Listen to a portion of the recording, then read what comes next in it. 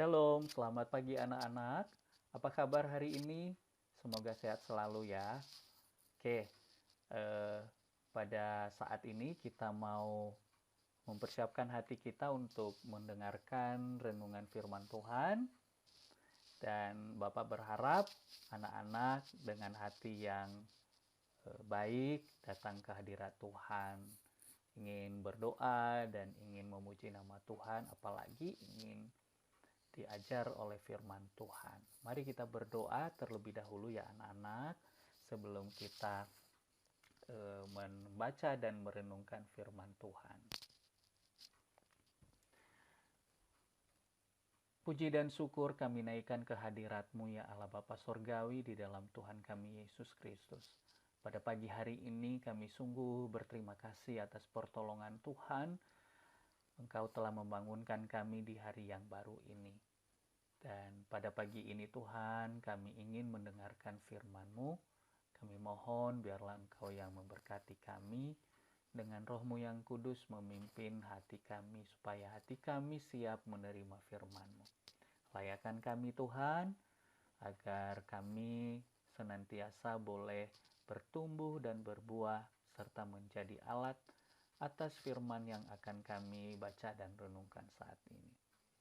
Berkati setiap teman-teman kami dimanapun mereka berada, dan juga guru-guru kami dalam mengajar kami sepanjang hari ini. Tuhan, tolong mereka.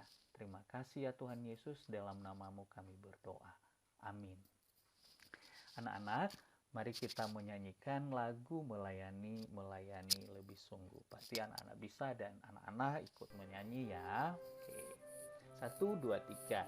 Melayani lebih sungguh. Melayani lebih sungguh. Tuhan lebih dulu melayani kepadaku. Melayani lebih sungguh. Ya, itulah nyanyian kita anak-anak. Dan saat ini kita mau membaca firman Tuhan dari Kisah Para Rasul pasal yang ke-9 ayat yang pertama sampai ayat yang ke-16. Dan judul renungan kita adalah Allah mau kita melayaninya. Nah anak, dengarkan ya firman Tuhan yang Bapak baca. Sementara itu berkobar-kobar hati Saulus untuk mengancam dan membunuh murid-murid Tuhan. Ia menghadap imam besar dan meminta surat kuasa daripadanya untuk dibawa kepada majelis-majelis Yahudi di Damsyik, supaya jika ia menemukan laki-laki atau perempuan yang mengikuti jalan Tuhan, ia menangkap mereka dan membawa mereka ke Yerusalem. Dalam perjalanannya ke Damsyik, ketika ia sudah dekat kota itu, tiba-tiba cahaya memancar dari langit mengelilingi dia. Ia rebah ke tanah dan kedengaranlah olehnya suatu suara yang berkata kepadanya, Saulus, Saulus, mengapakah engkau menganiaya aku? Jawab Saulus, siapakah engkau Tuhan? Katanya, akulah Yesus yang kau aniaya itu. Tetapi bangunlah dan pergilah ke dalam kota, di sana akan dikatakan kepadamu apa yang harus kau perbuat. Maka termangu-mangulah teman-temannya seperjalanan, karena mereka memang mendengar suara itu, tetapi tidak melihat seorang juga pun. Saulus bangun dan berdiri, lalu membuka matanya, tetapi ia tidak dapat melihat apa-apa. Mereka harus menuntun dia ke Damsyik. 3 hari lamanya ia tidak dapat melihat, dan 3 hari lamanya ia tidak makan dan minum. Di Damsyik ada seorang murid Tuhan bernama Ananias. Firman Tuhan kepadanya dalam suatu penglihatan. Ananias, jawabnya, ini aku Tuhan. Firman Tuhan, mari pergilah ke jalan yang bernama Jalan Lurus, dan carilah di rumah Yudas seorang dari Tarsus yang bernama Saulus.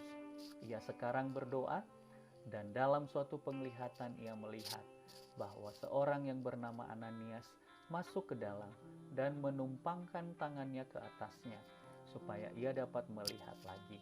Jawab Ananias, "Tuhan, dari banyak orang telah kudengar tentang orang itu, betapa banyaknya kejahatan yang dilakukannya terhadap orang-orang kudus-Mu di Yerusalem. Dan ia datang kemari dengan kuasa penuh dari imam-imam kepala untuk menangkap semua orang yang memanggil namanya. Tetapi firman Tuhan kepadanya, pergilah, sebab orang ini adalah alat pilihan bagiku untuk memberitakan namaku kepada bangsa-bangsa lain, serta raja-raja dan orang-orang Israel. Aku sendiri akan menunjukkan kepadanya betapa banyaknya penderitaan yang harus ia tanggung oleh karena namaku." Demikian pembacaan firman Tuhan anak-anak. Renungan kita pada hari ini seperti ini. Rasul Paulus adalah salah satu Rasul Tuhan Yesus yang amat giat. Anak-anak, kalau tadi di Alkitab namanya Saulus, ya karena dia sebelum menjadi Rasul Paulus namanya Saulus ya. Dia tahu bahwa melayani Allah adalah suatu bakti yang besar, yang tidak bisa dilakukan dengan terpaksa, tetapi justru dengan hati yang amat berkobar-kobar. Hati yang menyala-nyala untuk Allah inilah harta yang amat berharga. Demikian menurut Paulus ya. Dan juga kita anak-anak, harta yang paling berharga, yang amat berharga adalah jika kita memiliki hati yang menyala-nyala untuk melayani Allah. Tidak ada pekerjaan yang bisa berhasil anak-anak jika kita kerjakan dengan malas-malasan loh.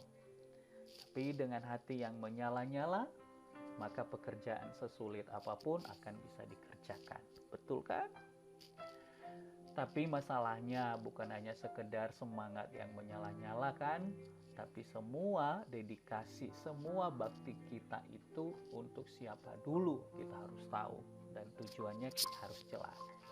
Ini juga yang menentukan apakah pekerjaan kita berharga di mata Allah atau tidak. Tentu kalau tujuannya untuk memuliakan nama Tuhan, pasti pekerjaan kita sangat berharga di mata Tuhan dan menjadi berkat. Ini rasa giat dan sifat yang sangat berkobar-kobar ini juga anak-anak ternyata sangat baik juga buat dia.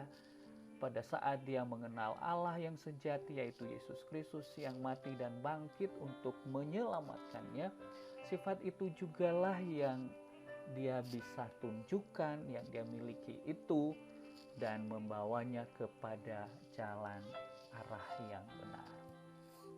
Dan karena itulah setelah memiliki arah jalan hidup yang benar, maka Rasul Paulus langsung menyatakan tugasnya sebagai yang mulia sekali dalam hidupnya, yang berharga sekali dalam hidupnya, yaitu yang harus ia kerjakan, yaitu melayani Tuhan.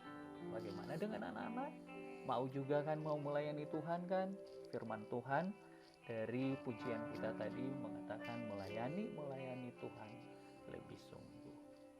Anak, apakah jawaban daripada pertanyaan di bawah ini?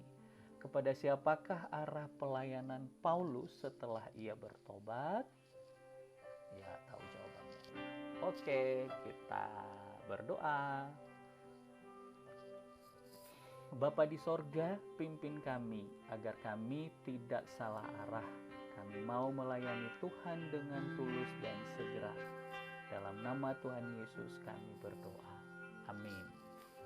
Ya anak-anak, firman Tuhan dalam renungan ini kita selesai, tapi sebelumnya ini lakukanlah. Setiap keputusan yang kamu ambil, apakah sudah memuliakan Allah? Jadi harus di hati, harus benar. Pikirkan baik-baik sebelum kamu mengambil keputusan ya. Baik, anak-anak, demikian renungan kita. Tuhan Yesus memberkati. Tetap semangat belajar, rajin dan giat terus, dan lebih-lebih menjadi anak yang taat dan patuh kepada orang tua. Jaga kesehatan, Tuhan memberkati. Melayani lebih sungguh